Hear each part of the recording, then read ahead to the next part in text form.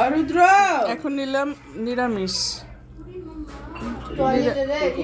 নিরামিষ তরকারি আপু কি কি দিয়ে রান্না করছেন? চিংড়ি মাছ, ডাঁটা, ফুলকপি, মূলা, সিম, নতুন আলু, পাকা টমেটো, কাঁচা টমেটো দুইটাই।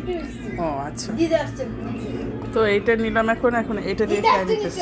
দিদা আইসে গেটে খুলে দিয়ে না বাবা, রুদ্র করতে পারবি না। তো এখন নিলাম হলো গরুর মাংস।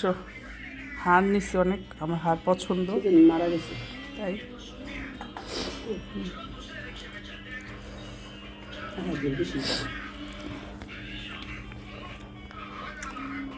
সব তরকারি মাশাল্লাহ অনেক মজা হয়েছে, অনেক ভালো হয়েছে। তো আপনারা সবাই ভালো থাকেন, সুস্থ থাকেন, আমার জন্য দোয়া করেন, আর আমার পেজটাকে সাবস্ক্রাইব করে দেন, লাইক কমেন্ট শেয়ার করে দেন। তো আজকের জন্য এখানেই রাখতেছি। আল্লাহ হাফেজ, আসসালামু আলাইকুম।